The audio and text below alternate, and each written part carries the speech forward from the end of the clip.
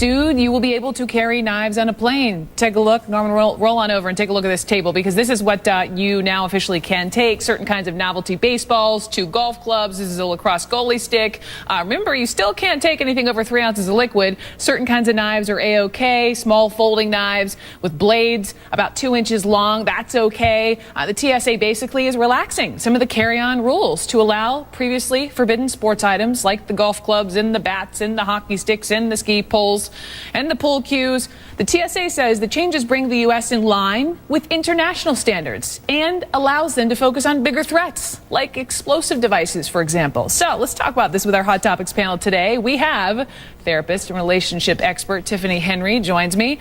Also columnist, radio host, and Salon.com contributor David Sirota in Denver.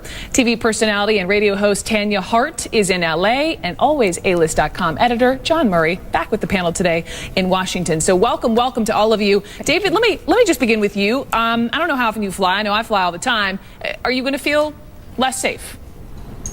No, I'm not going to feel less safe. I do think that the flight attendants have a real grievance in the sense that they're on the front lines of keeping that cabin under control. So I don't think it's right to say that their outrage is coming out of nowhere or is unacceptable. It makes some sense. But in terms of the entire plane, I think it's that those who have been quoted in the news saying that essentially that the cabin door has been secured, I think they're absolutely right. I think the Department of Homeland Security and the regulations that the FAA have put out have secured that cabin to the point where I think it's fair to say that a small pocket knife is probably not going to be the threat that, let's say, the box cutters were before and on 9/11. And let's be clear, box cutters still absolutely not allowed. Let me just jump in. You bring up the flight attendants. That's part of the story. They're furious. Let me just quote some of the union here, calling the new policy dangerous, short-sighted, saying this was designed to make the lives of TSA staff easier, but not making their lives easier. Tiffany, what do you think?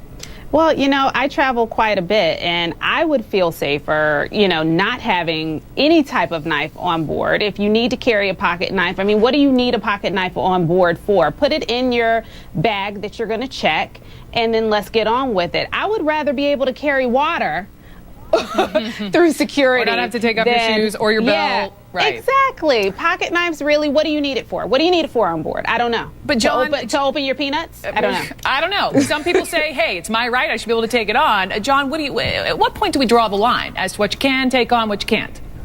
Well, this is drawing the line for me, Brooke, because I travel a lot. So I have to chug-a-lug my water at the security checkpoint, but some wackadoo can take a pocket knife on the plane, and if the flight attendant serves him cran apple juice instead of cranberry juice, he pulls out his pocket knife, he cuts her, and I got to jump up and be Superman and restrain him so they can land the plane. I don't like this at all. It's a bad idea. And let's not talk about all that sports equipment. There's barely enough overhead space for my computer bag and the small luggage. Where are you going to put a hockey club on a plane? Okay, I kind of like the image. I kind of like your image of the Superman image. But Tanya, here's maybe one way to look at it. That look, this is one way for the TSA to focus more on explosives, as terrorists are sadly evolving on how they want to take people down. At the same time, though, I mean, 2001 was quite a while ago. Is this perhaps our way of maybe this is our fears easing? You see it that way at all?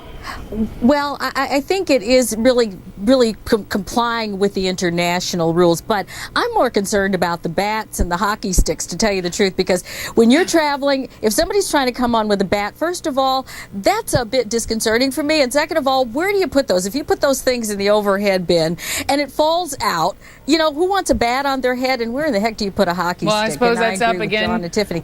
Another issue for the flight attendants, to make sure those overhead bins are locked and loaded and no one can get them. Okay. Right? I don't know. And I'm with you you all. Problem for me. I'm with you all on the water. I'm always telling those TSA agents, will you please at least drink it? I have a perfectly nice water that I can't drink. Let me move on here, because coming up next, I want to talk about tuition.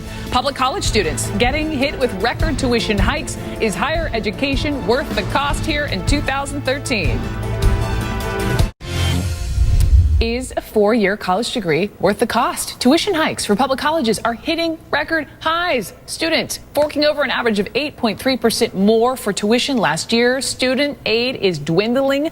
State funding per student dropped an average of 9% as states are slashing education funds post-recession. In Georgia, for example, students are paying nearly 80% more for public colleges than they did just 5 years ago. Panel, I want you all to weigh in. I mean, I tell you, I am proud of my 4-year college degree, but I hear a lot of these, I have friends who are drowning in debt. So I'm just curious, Tiffany, right? Well, let's begin with you. I mean, is the cost of college worth it right now? You know what? I have a lot of letters behind my name, but I also have a lot of student loan debt. And I have to tell you that right now, paying for college is in coming out of college and not being able to find a job. The cost benefit analysis here, I don't know. Is education worth it? Absolutely, but we got to figure out another way to go around doing it. It means going to community college for the first 2 years and then going to a 4-year institution. Students and parents have to get very, very creative, because right now people are coming out of school with a lot of debt that they can't pay off because they can't find a job. It's interesting. Let me just say, we talked about, it was a Georgetown University study that came out, I believe it was last week, saying some of these students who are going to 2-year institutions, i.e. community college, they're out earning. I think nearly 30% of Americans out earning those with 4-year degrees. Yep. Tanya, what say you? Yeah, Brooke, it is such a problem here in California. This used to be the state where the entire world would come in order to get an education. This past year, 20,000 qualified students could not get into universities, into public universities. That's a travesty. A mind is a terrible thing to waste. We cannot afford in our society, no matter what the cost is. We need college. We need education. You look at the Zuckerbergs, you look at the Steve Jobs, you look at the Bill Gates, right? These are college dropouts, but perhaps unless you are, and who knows if you will become one of these 3 guys, right, who hugely successful. I mean, this is really the front door for becoming a member of the middle class, right, David? And let me make a point on cost, if I can, because I think it's an important point. The point about community college is actually people out earning regular college graduates. That's in the short term, but still in the long term, a college degree at a 4-year public institution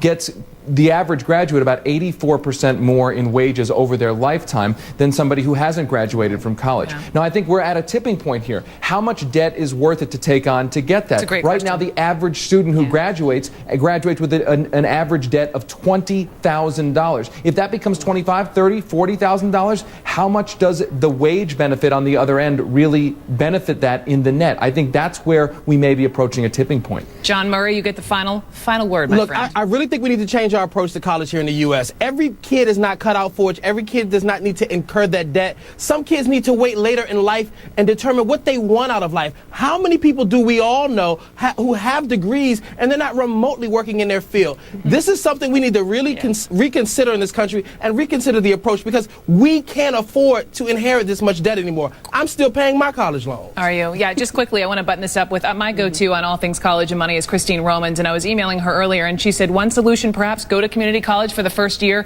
save a little bit of money, and then go on to get your bachelor's. Another thing she said was basically, take the time, maybe take a year off before you head away, and do well in high school, because then you don't have to take the remedial courses your first year of college, and get your money's worth. Tiffany Henry, Tanya Hart, John Murray, David Sirota, thank you all so much here. And we're back after this.